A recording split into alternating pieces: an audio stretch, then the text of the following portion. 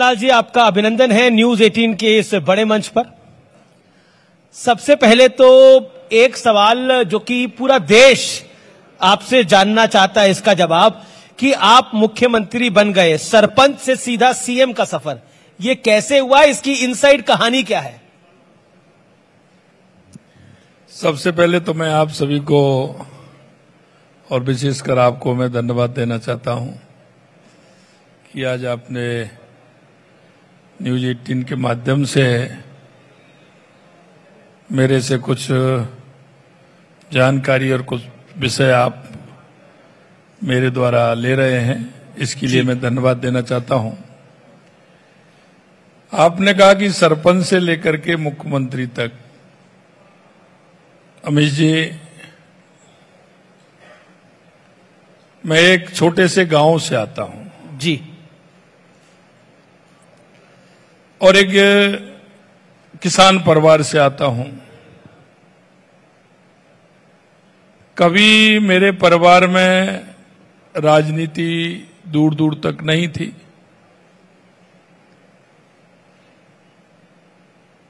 थी तो वो लोकल लेवल पर ही, जो आप देखते हैं ग्रामीण क्षेत्र की होती है, तो उतने तक ही सीमित थे जी।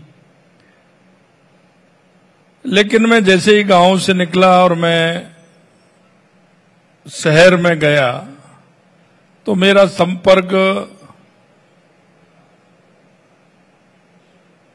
विद्यार्थी परिषद में हुआ, वो संघ के माध्यम से हुआ।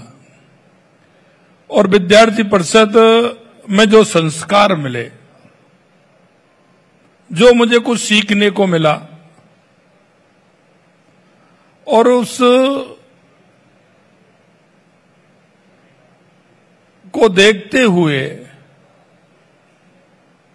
मेरे मन में कल्पना, क्योंकि आदमी जब काम करता है और यूथ होता है तो उसके मन में कई कल्पनाएं होती हैं। एक था कि जनता के बीच में रह करके उनकी किस तरह की समस्या हैं, ये एक पूर्ण रूप से संगठन में काम करते करते जी मेरे मन में समा गई। और ऐसे कई काम मैं बताना तो बड़ा वो रहेगा, लेकिन मैं जब विद्यार्थी परिषद में था तो कई काम इस तरह के गांव के क्षेत्र में मैंने किए। और जब मैं पढ़ाई पूरी करके जब मैं गया तो मैं राजनीति क्षेत्र में युवा मोर्चे के मंडल अध्यक्ष के रूप में मैंने मेरी राजनीतिक जीवन की शुरुआत की जी। मैं जब सरपंच बना था तो युवा मोर्चे का मैं जिला अध्यक्ष था। और उस समय मेरे को गांव के लोगों ने सबने मिलकर के 2000 में मेरे को सरपंच बनाया।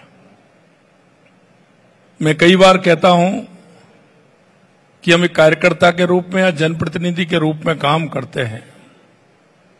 काम करते वक्त हमें यह ध्यान रखना है कि जनता से जो हमने वायदा किया है, जनता की जो हमसे अपेक्षा है जी, उसे पूरा करने के लिए हमें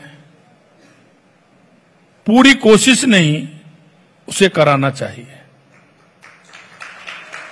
मैं सरपंच था, लेकिन मैं गांव में मैं देखता था जी, कई मेरे बुजुर्ग माता बहनें,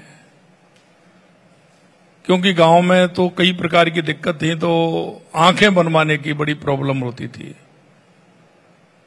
तो कई कैंप लगाते थे, संस्थाएं लगाती थी। तो मेरे मन में एक प्रश्न आया, क्यों ना मैं ग्राम पंचायत से आंखों का कैंप लगवाऊं और इन बुजुर्गों को, जिससे कि मेरा कुछ सहयोग मिल सके। तो आप ताज्जुब करोगे, मैं जब गया तो उन्होंने कहा कि नहीं, ग्राम पंचायत नहीं लगा सकती। मैंने कहा ग्राम पंचायत स्वशासी संस्था है, बिल्कुल लगा सकती है।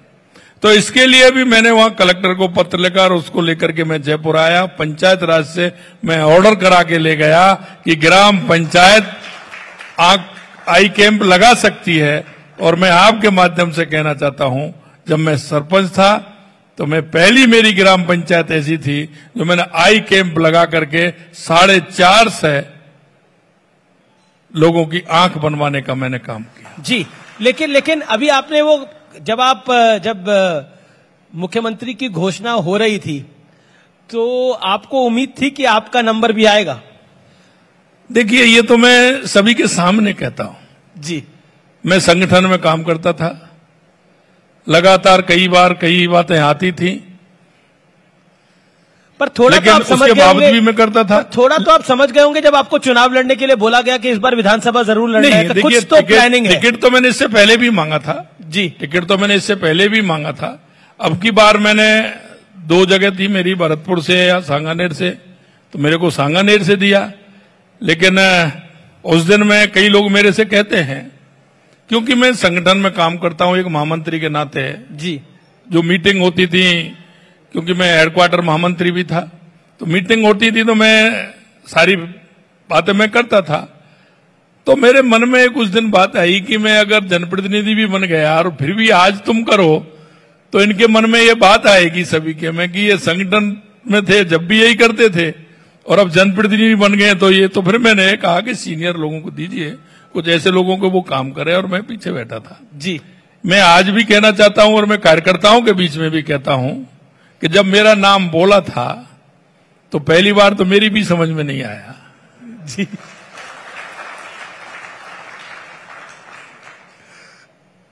तो देखिए, मैं आपसे कहना चाहता हूं, ये भारतीय जनता पार्टी है,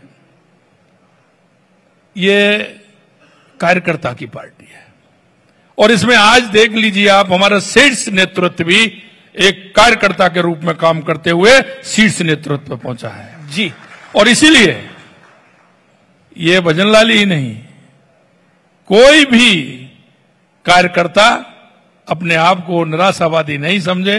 कोई भी कार्यकर्ता कहीं भी पहुंच सकता है, क्योंकि ये भारतीय जनता पार्टी है। जी, चलिए, कुछ बड़े सवाल हैं, कुछ सीधे सवाल हैं। पेपर लीक राजस्थान में एक बड़ी समस्या रही है। पुरानी सरकारों में हमने देखा कि शिक्षक भर्ती से लेकर कई पेपर लीक हुए, और नौकरियों में भी पेपर लीक होते हैं। इसको आप कैसे देखते हैं? क्योंकि मैं आपके बयान को कोट करता हूं, पेपर लीक इतने हुए कितने करूं बखान, पास हुए परिवारजन क्या करूं बयान। यानी कौन कौन पास हुआ, आप बोलना भी चाहते हैं, नहीं भी बोलना चाहते, ये आरजू दिल में भी है लेकिन बाहर नहीं आना चाहती, ऐसा क्यों है? देखिए, मैं एक बात कहना चाहता हूं आपसे। मैं एक गांव से आता हूं जी, किसान पुत्र हूं। मैं समझता हूं उस किसान की स्थिति जो अपने पुत्र को पढ़ाने के लिए, उसकी आवश्यकताओं की पूर्ति के लिए, वो मेरा किसान रात के अंधेरे में किसी के पास जाता है, रात के अंधेरे में उसकी आवश्यकता की पूर्ति के लिए किसी से उधार लेकर के आता है, और वो अपने बेटे को कोचिंग सेंटर में भेजता है, मकान दिलाता है, हॉस्टल में रखता है। लेकिन दर्द जब होता है जब उस किसान के पुत्र के पेपर देके, क्योंकि वो विश्वास दिलाता है अपने परिवार को, अपने परिवार में यह बात कहता है कि नहीं पिताजी मेरे को आप पढ़ाइए, मैं निश्चित रूप से अब की बार परीक्षा में पास होऊंगा और आपका सहारा बनूंगा। पुत्र को भी विश्वास होता है और उधर पिता भी विश्वास करता है कि आने वाले समय में मेरा पुत्र कुछ करके दिखाएगा। लेकिन जैसे ही पेपर लीक होता है, पिता और पुत्र दोनों के सपने टूट जाते हैं। अगर ईमानदारी से अगर आप देखोगे तो उनके बीच में बहुत बड़ी खाई पैदा हो जाती है। पिता के मन में यह बात आती है कि शायद मेरे बेटे ने मेहनत करने में कसर छोड़ दी, और पुत्र के मन में यह बात आती है कि मैंने दिन रात मेहनत की, मेरा नंबर आना चाहिए था, मेरा नंबर क्यों नहीं आया। मेरे मन में यह टीस थी जी, और ये चुनाव से पहले हमने कहा कि हमारी सरकार आएगी तो हम एसआईटी गठित भी करेंगे। तभी मैं पूछ रहा हूं, ये आपके घोषणा पत्र का भी हिस्सा था और 100 दिन सरकार का भी एक बड़ा लक्ष्य था। मेरा प्रश्न यही है कि इसमें आपने एक बयान दिया कि मछलियां पकड़ी गई हैं लेकिन मगरमच्छ अभी बाकी हैं। तो इस पेपर लीक के मगरमच्छ हैं कौन, ये सामने कब आएंगे? देखिए, खुलासा कब करेंगे मुख्यमंत्री जी? देखिए, मैं आपको बताना चाहता हूं, ये तो मेरी इस बजट की कविता है जी। अभी मैंने जो पढ़ा था ये तो इसकी है, लेकिन उससे पहला जो मेरा आप देखेंगे तो उसमें बिल्कुल पूरी तरह से खुलासा है। और मैं आज भी आपके माध्यम से कहना चाहता हूं जी, कोई भी होगा, कितना भी बड़ा होगा, पेपर लीक जिन युवाओं के सपनों को चूर चूर किया है जी, उनको निश्चित रूप से सजा मिलेगी, आवश्यक रूप से मिलेगी। कौन है और कितना बड़ा है आप देखते जाइए, आपके सामने जांच आगे बढ़ रही है। मैं पूछ रहा हूं आपसे, जांच आगे बढ़ रही है इस मामले में? बिल्कुल बढ़ रही है। एक और चुनौती हमने देखी, इस बार लोकसभा चुनाव हुए, बीजेपी का नंबर 240 आया लोकसभा में, पिछली बारी से थोड़ा कम हो गया नंबर। उत्तर प्रदेश में भी सीटें कम हुई, राजस्थान में भी असर आया, राजस्थान में भी सीटें कम हुई। इसको आप कैसे एनालाइज करते हैं? 2 महीने 10 दिन हो गए हैं, क्या आप इस पे कहना चाहते हैं? देखिए, मैं आपको 2 बात कहना चाहता हूं जी। इस देश के अंदर 70 साल में जिन लोगों ने बरगलाने का काम किया, झूठ बोलने का काम किया, गरीबी हटाओ के नारे दिए, तुष्टीकरण के आधार पर राजनीति की, मैं आपसे एक ही बात कहना चाहता हूं कि वो जैसे ही चुनाव आते हैं जनता को भ्रामक करने का काम करते हैं, जनता को बरगलाने का काम करते हैं। यह उसी का कारण था कि उन्होंने जिस तरह से बरगलाने का काम किया, जनता के मन में यह बात, क्योंकि कोई भी बात होगी इस तरह की होगी कि जो मन में कहीं ना कहीं उसमें अंतर आता है, तो निश्चित रूप से जनता का उस पर असर पड़ता है। जी, क्या आपको लगता है जो आरक्षण वाला मुद्दा उठाया गया और उसको लेकर बातें की गई, उसका एक इम्पैक्ट पड़ा? ये प्रमुख रूप से मुद्दा था, लेकिन सबसे बड़ा जो आप देखते हैं, क्योंकि मैं उनको कहना चाहता हूं जो संविधान की शपथ लेते हैं लेकिन जातिवाद और धर्मवाद की बात करते हैं, तुष्टीकरण की बात करते हैं, ये उनको सोचना चाहिए, विचार करना चाहिए। और मैं आपसे कह रहा हूं, देर है अंधेर नहीं है, जनता उनको बहुत बड़ा सबक सिखाएगी। जी, क्योंकि अब 6 विधानसभा में बाई इलेक्शन भी हैं, उनको आप किस तरह से देखते हैं? उस पर आपकी क्या रणनीति रहेगी? देखिए, निश्चित रूप से हमारे आने वाले समय में 6 इलेक्शन हैं और आज हम आपके माध्यम से कहना चाहते हैं, क्योंकि आपने हमारा 7 महीने की सरकार के काम देखे हैं और 7 महीने के सरकार के काम निश्चित रूप से जनता के बीच में जो हुए हैं, जनता स्वयं इसको जानती है। आज हनुमान बेनीवाल हमारे मंच पे थे, उन्होंने ऐलान कर दिया वो कांग्रेस के साथ प्रदेश में उनका गठबंधन नहीं है, देश में तो है लेकिन प्रदेश में नहीं है, तो इसको आप किस तरह से देखते हैं? देखो जी, उनके बारे में तो हम क्या कहेंगे, ये तो उनकी वो तो मर्जी के मालिक हैं, क्या करें क्या नहीं करें वो तो अपनी वो हैं, उनके बारे में तो वही बताएंगे, हम कुछ नहीं कह सकते। जी, लेकिन कांग्रेस के साथ उसका अलायंस नहीं है, वो इस मंच पे बोल के गए हैं, ये खबर आज सबसे बड़ी खबर है।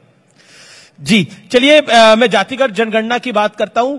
ये जातिगत जनगणना को लेकर बार बार केंद्र में भी बात होती है, राजस्थान में भी बात होती है, राहुल गांधी जी भी बात करते हैं। इसको आप किस तरह से देखते हैं इस मुद्दे को, और राजस्थान के संदर्भ में आप क्या कहना चाहते हैं इस विषय पे? देखो, मैंने अभी अभी आपसे कहा, क्योंकि ये लोग हमेशा से जो अंग्रेजों की नीति थी बांटने की, वो ही नीति आज कांग्रेस की है और ये लोगों को जातिवाद और धर्मवाद में बांटना चाहते हैं। हमेशा इनकी नीयत में यही खोट रहता है और नीयत में खोट ही नहीं, आप सबने देखा है कि जिस तरह से इनका कुछ भी हो सत्ता चाहिए। इसी बहुत बड़ा अंतर है राष्ट्र के प्रति समर्पित भाव से काम करने का और राष्ट्र को बरगला करके चुनाव जीतने का, दोनों में बहुत बड़ा अंतर है। क्या आपको लगता है कि जातिगत जनगणना की बात करने से देश जातियों में बढ़ जाएगा? क्योंकि आंकड़े 2011 में की सेंसस में भी आए थे लेकिन रिलीज नहीं हुए थे। देखिए, मैं कहना चाहता हूं कि यह विषय ऐसा है जी कि इसको अगर हम ज्यादा खींचेंगे तो इसमें आप देखते हैं कहां तक ले जाएंगे इसको। हम सिर्फ बात करें, राष्ट्रवाद की बात करें, देश की बात करें। यूपी में बीजेपी की सरकार है, एमपी में बीजेपी की सरकार है, गुजरात में बीजेपी की सरकार है। उन सब सरकारों ने धर्म परिवर्तन पे वो कानून लेके आए। राजस्थान की सरकार में भी धर्म परिवर्तन पर नया कानून वो लेकर आ रही है। इसकी जरूरत क्यों है? या फिर जो आपके विरोधी आरोप लगाते हैं कि आप लोग भी ध्रुवीकरण करना चाहते हैं, आप इससे अक़लियतों को, खासतौर पर मुसलमानों को परेशान करना चाहते हैं, ये आरोप आप लोगों पे लगता है। देखिए, ये तो उनको अपने गलेबान में झांक करके देखना चाहिए। मैं आपसे एक बात कहना चाहता हूं, सभी धर्म बराबर हैं, लेकिन जबरदस्ती अगर कोई धर्म परिवर्तन कराने का काम करे तो फिर आप क्या करोगे? मैं आपसे कहना चाहता हूं कि अगर किसी भी तरह से जबरदस्ती अगर धर्म परिवर्तन कराने का काम चलेगा तो निश्चित रूप से हमारी सरकार भी सोचने का काम करेगी। जी, लेकिन जनसंख्या नियंत्रण को लेकर भी आपका एक विधायक है, तो वो भी कुछ कुछ बयान दे देते हैं एक धर्म विशेष को लेकर। उसको आप किस तरह से देखते हैं? उन्हें लगता है कि जनसंख्या सिर्फ एक ही वर्ग में बढ़ रही है।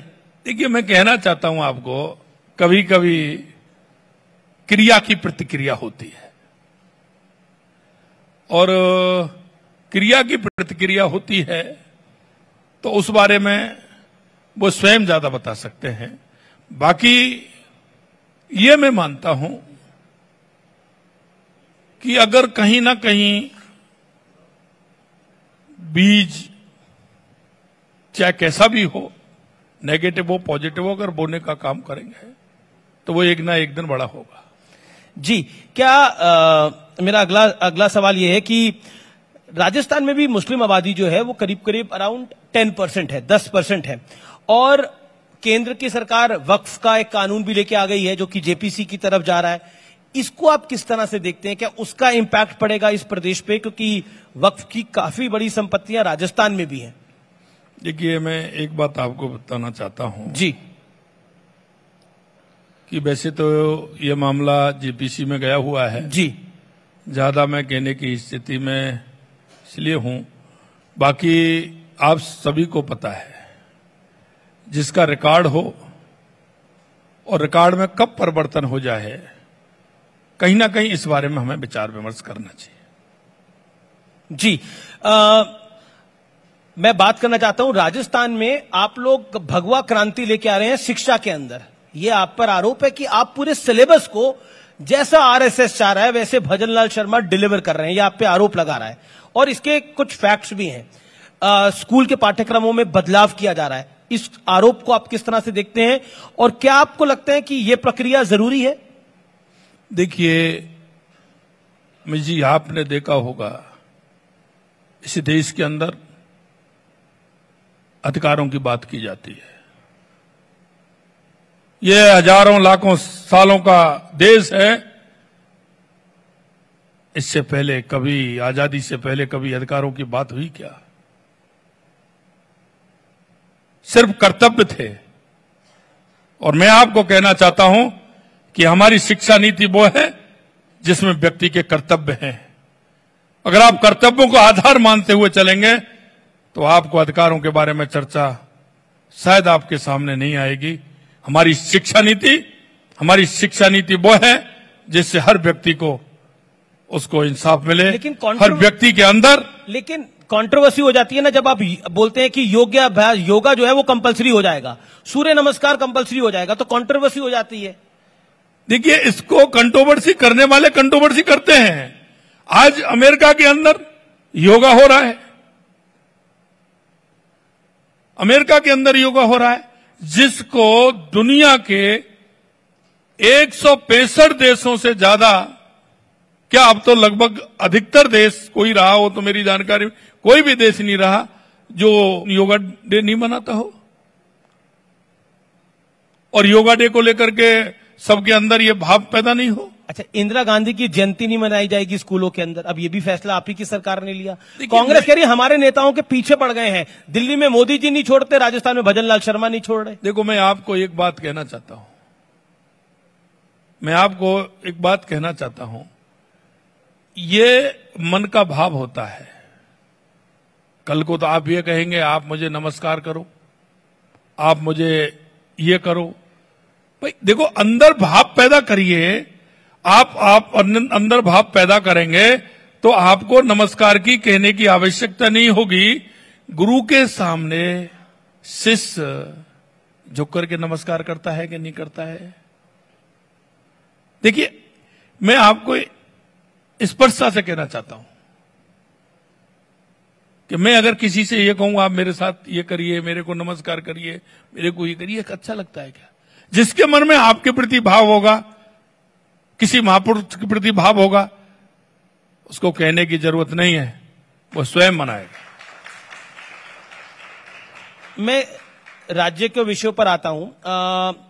आपने कहा था कि कांग्रेस पार्टी विरासत के अंदर कुछ नहीं छोड़ के गई है, लेकिन भारतीय जनता पार्टी की सरकार इस प्रदेश को समृद्ध तो बनाएगी ही बनाएगी, और बिजली के क्षेत्र में बहुत बड़ा हम काम करेंगे। इससे आपका तात्पर्य क्या था?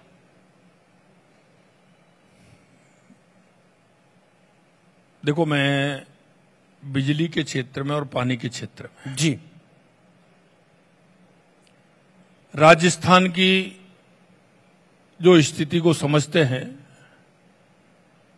आप भी राजस्थान की स्थिति को जानते हैं कि राजस्थान के अंदर बिजली और पानी की जो स्थिति है, और अगर मैं कांग्रेस सरकार की बात करूं तो पिछले समय भी 66,000 करोड़ रुपए का कर्ज ये दे करके गए थे, उसको हमारी सरकार ने, वसुंधरा जी की सरकार ने चुकाने का काम किया, हमारी केंद्र की सरकार ने चुकाने का काम किया। उन्होंने बिजली के उत्पादन के क्षेत्र में एक कोई भी काम नहीं किया, उन्होंने सिर्फ बिजली खरीदने का काम किया। और मैं आपको बता दूं,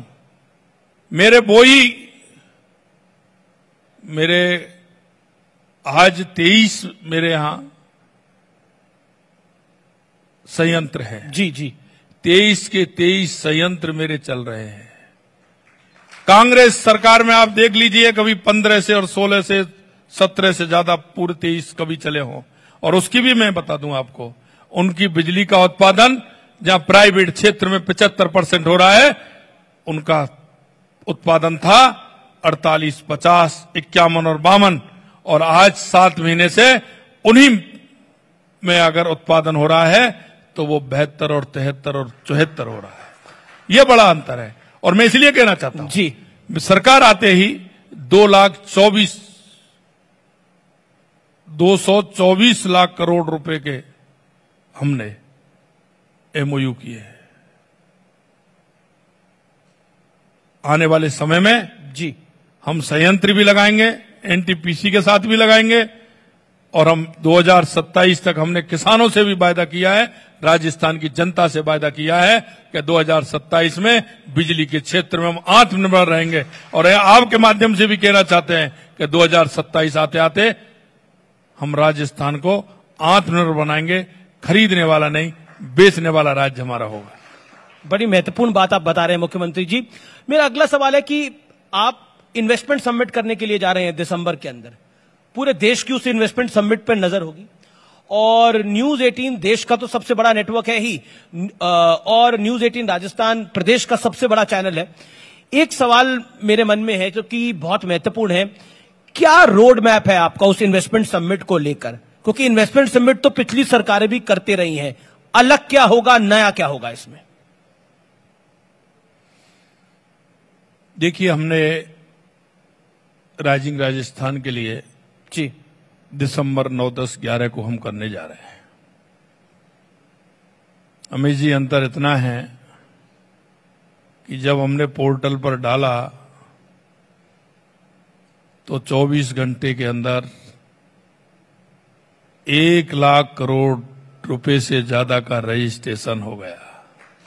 अगर आज मैं बात करूं तो वो 5 लाख करोड़ रुपए को मेरा वो छू रहा है। जी, लोगों के अंदर ये विश्वास है। और मैंने दुनिया भर के हमारे उद्योगपतियों को मैंने कहा है कि राजस्थान में किसी भी प्रकार की आपको कोई परेशानी नहीं होगी। राजस्थान के अंदर चाहे वो लॉ एंड ऑर्डर की स्थिति हो, चाहे बिजली और पानी की स्थिति हो, या जमीन देने की स्थिति हो।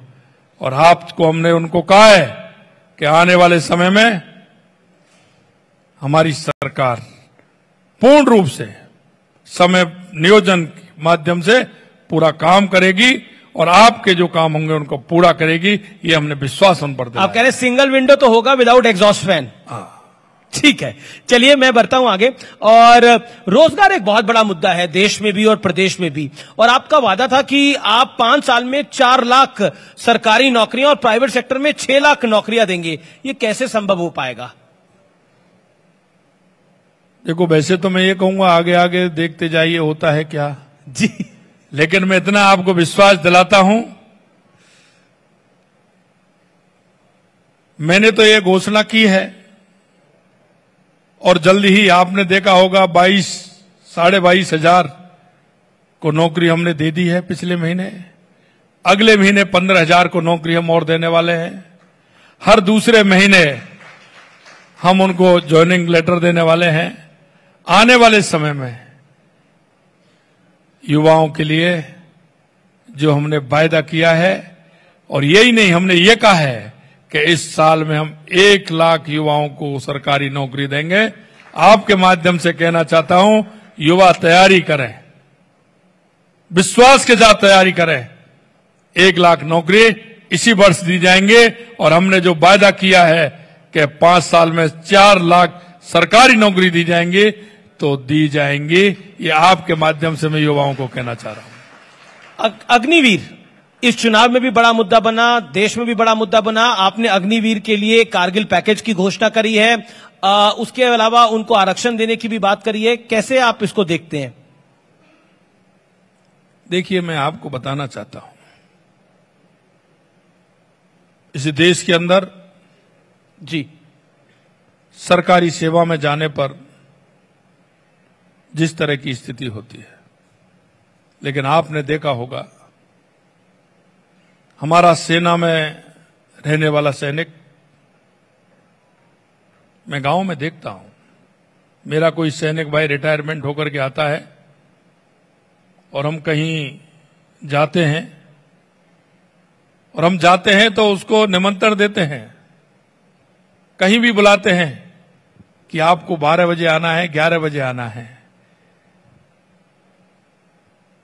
दूसरे लोग आए नहीं आए, वो सैनिक भाई मेरा ठीक 11 बजे वहां उस कार्यक्रम में पहुंच जाता है। ये अग्निवीर को ये लोग जिस तरह से देख रहे हैं, मैं आपको कहना चाहता हूं, वो 4 साल की नौकरी करके और जिस भी सेवा में जाएंगे वो राष्ट्र की सेवा समर्पित होकर के करेंगे, राष्ट्र को एक दिशा देने का काम करेंगे।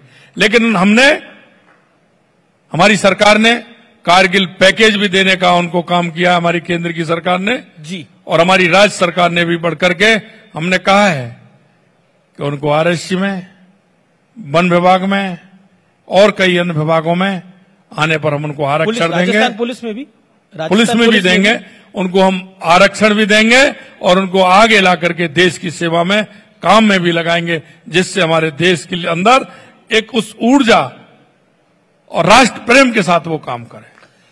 ईआरसीपी की मैं बात करना चाहता हूं। मुझे पता है ये विषय आपके दिल के भी बहुत करीब है, और पूर्वी राजस्थान की पानी की समस्या का क्या हम इस मंच पे बैठ के कह सकते हैं कि निदान हो गया है?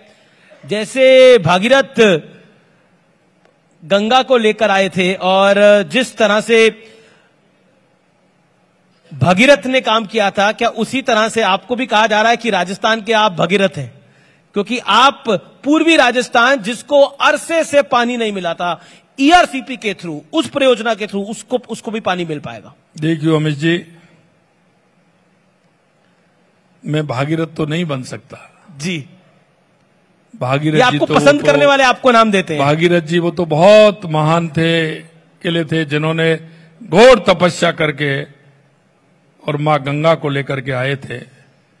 मैं सिर्फ आपसे इतना कह सकता हूं, एक भारतीय जनता पार्टी के कार्यकर्ता के नाते, क्योंकि राजस्थान के अंदर, पूर्वी राजस्थान नहीं, पूरे राजस्थान के अंदर पानी की कमी है। और आपने देखा होगा पिछले 5 साल में कांग्रेस ने उस पर राजनीति की। पर कांग्रेस कहती है कि आप लोग केंद्र नहीं होने दे रहा था।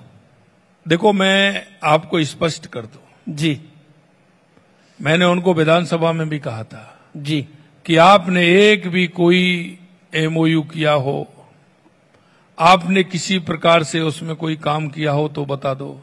आपने सिर्फ ईआरसी को अटकाने का और लटकाने का काम कांग्रेस ने किया था।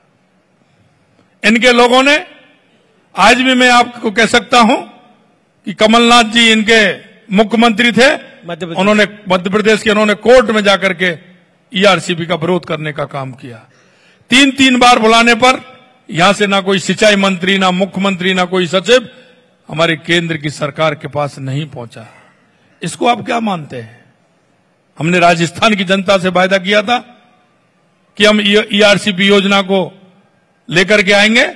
हम धन्यवाद देना चाहते हैं देश के यशस्वी प्रधानमंत्री नरेंद्र मोदी जी को कि उन्होंने 2 महीना के अंतराल से 15 दिसंबर को सरकार बनी थी और 27 जनवरी को उन्होंने एमओयू कराने का काम मध्य प्रदेश, राजस्थान और केंद्र सरकार के बीच में किया। और हम कह सकते हैं आपको कि निश्चित रूप से आने वाले समय में हमारा शिलान्यास भी होने वाला है और आने वाले समय में उद्घाटन भी देश के यशस्वी प्रधानमंत्री नरेंद्र मोदी जी भी करने वाले हैं। जी, लखपति दीदी योजना का दायरा 5 लाख से बढ़ाकर 15 लाख करना, वो भी क्या एक चैलेंजिंग विषय है आपके लिए? चैलेंजिंग, क्योंकि बजट तो उतना ही बढ़ता है। फिर चैलेंजिंग नहीं, मैं आपको एक बात कहना चाहता हूं जी। देश के यशस्वी प्रधानमंत्री नरेंद्र मोदी जी का लखपति दीदी को लेकर के जो जनता के अंदर और जो बहनों के अंदर एक उत्साह है, उमंग है, क्योंकि मैंने कार्यक्रम किए हैं। मैं सभी जगह राजस्थान के अंदर जाता हूं, मैं देखता हूं कि ये लक्ष्य जी जो हमने 15 लाख का रखा है, इससे कहीं आगे जाएगा, ये मैं आपको विश्वास दिलाता हूं। जी, मेरा अगला सवाल जो है वो थोड़ा बांग्लादेश के विषय पे है।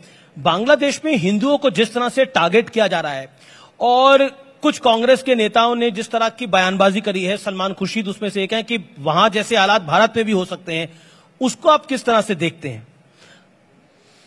देखिए, आज कल जो दिन आ रहा है 14 अगस्त, भारत की त्रासदी का दिन है, विभाजन विभीषिका, विभाजन विभीषिका। और मैं आपको कहना चाहता हूं, जिन लोगों ने इस देश और इस मां के टुकड़े करने के लिए सिर्फ राज की खातिर वो देश की भाषा नहीं बोल सकते, वो वही भाषा बोलेंगे जो उनको सिखाया गया है, वो वही शब्द यूज करेंगे जो उनके ज़हन के अंदर है। मैं आपके माध्यम से कहना चाहता हूं, दुनिया की कोई ताकत इस देश को नहीं तोड़ सकती। देश का मजबूत, कांग्रेस के एक नेता सज्जन वर्मा तो कह रहे हैं कि प्रधानमंत्री के आवास में भी घुस जाएंगे लोग, जैसे बांग्लादेश और श्रीलंका में हुआ। ये बात उन्होंने बोली, सज्जन वर्मा ने। देखिए, उनके मन में, जैसा मैंने कहा, उनको इस भारत मां से प्रेम नहीं है। ऐसा क्यों लगता है आप लोगों को कि कांग्रेस ही भारत मां इसलिए लगता है कि जिस तरह की बात करते हैं कि भारत में इस तरह से हो जाएगा, जिन शहीदों ने, जिनको एक एक जन्म के नहीं 2-2 जन्म के कारागार मिले, उनकी तपस्या ऐसे नहीं जाएगी। जिन्होंने तपस्या की है, जिन्होंने अपने आप को इस मां भारती के लिए कुर्बान कर दिया, ऐसे शब्द सुनने के लिए नहीं। उन्होंने अपने आप को, एक मां के 3 बेटे थे, तीनों इस मां के लिए समर्पित हो गए और उस मां ने कहा कि अगर चौथा बेटा भी होता तो मैं उसको भी समर्पित कर देती। ये ऐसी माताओं की धरती है, ऐसे शहीदों की धरती है। वो इसकी बात करते हैं। उनको पता नहीं है कि इस मां के गर्भ में, इस मां भारती पर कैसे कैसे लोग हैं जो अपने आप को समर्पित कर देते हैं। इस देश में यह संभव है, किसी भी कीमत पर नहीं। जी, देश एक रहेगा, अखंड रहेगा, यह हम आपको विश्वास दिलाते हैं। जी, देश अखंड रहेगा। लेकिन अंत में एक फोटो राउंड है हमारे पास, हम आपको कुछ तस्वीर दिखाएंगे और आपका रिएक्शन लेंगे उसके ऊपर। और मुझे भी नहीं पता कौन कौन सी फोटो आएंगी, आइए देख लेते हैं। पहली फोटो किसकी आ रही है?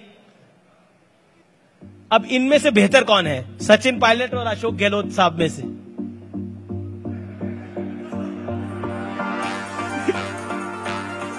देखिए, ये अगर एक दूसरे इनसे पूछे वो ज्यादा अच्छा रहे। जी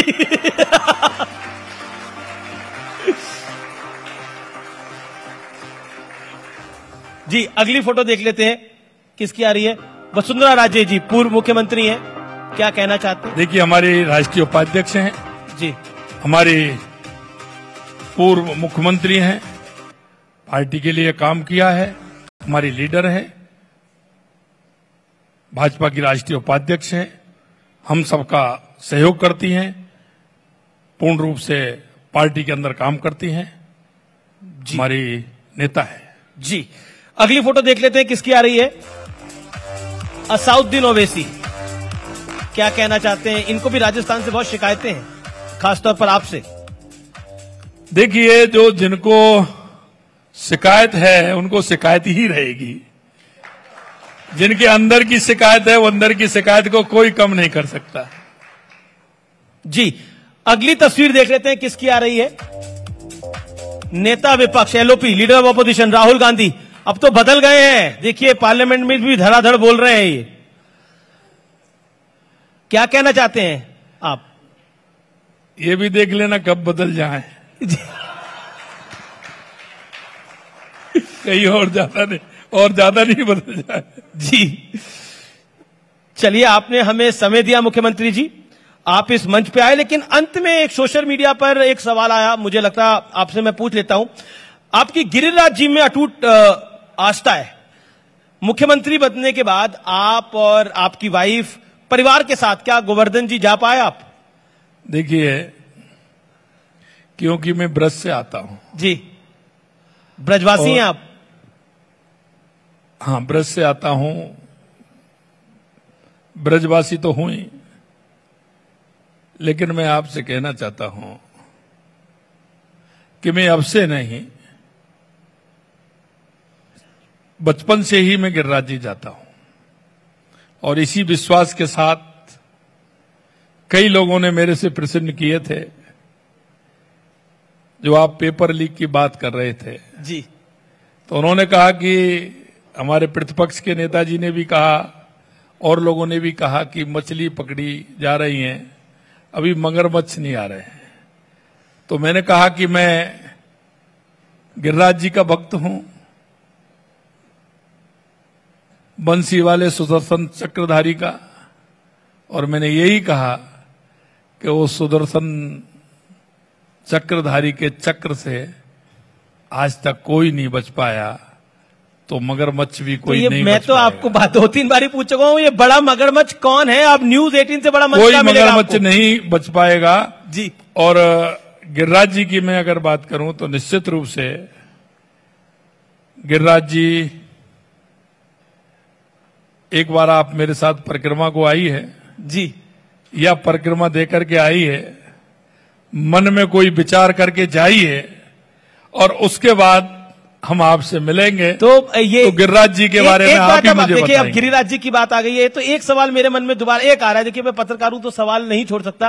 तो गिरिराज जी की परिक्रमा आपने जब करी थी तो मन में धारण किया था कि जब मुख्यमंत्री बनूंगा तो फिर आऊंगा, सोचा था ऐसा? सच सच बताइएगा। देखिए, ऐसा तो मैंने कभी सोचा नहीं जी, लेकिन मैं गिरिराज जी से एक बात जरूर मैं कहता हूं जी, और वो बात मैं ये कहता हूं कि कभी मेरी इस बुद्धि को ऐसी मत कर देना कि कहीं मैं ऐसे रास्ते पर भटक जाऊं या ऐसे रास्ते को चला जाऊं जो तेरे को भी अच्छा नहीं लगे और मेरे को भी अच्छा नहीं लगे। जी, मैं उनसे यही कहता हूं कि मेरे से राजस्थान के लिए, राजस्थान की जनता के लिए, जन के लिए कोई मेरे से परोपकार होता रहे, आप मेरे से कराते रहे और मैं करता रहूं, ये भाव जरूर मेरे मन में आता है। जी। और मैं अंत में आपसे, शायद ही अंत ही है, बिल्कुल बिल्कुल बिल्कुल, इसलिए मैं कहना चाहता हूं कि मेरा राजस्थान की जनता को मेरा समय का एक एक पल और एक एक जीवन का कण राजस्थान की जनता के लिए और जन के लिए है। ये मेरी गिरिराज जी की कृपा है। और गिरिराज जी में मैं इतना ही कह सकता हूं, आपसे ज्यादा कहूंगा तो कहेंगे कि गिरिराज जी में इतनी आस्था क्यों, कि मैं मन में जो धारण करता हूं और मैं ईश्वर से कहता हूं परोपकार के कार्य के लिए कि ईश्वर ये होना चाहिए, निश्चित रूप से गिरिराज जी मेरी उसमें पूरी तरह से सहयोग करते हैं, उसे कराते हैं, इसलिए मैं गिरिराज जी को मानता हूं। बहुत बहुत शुक्रिया।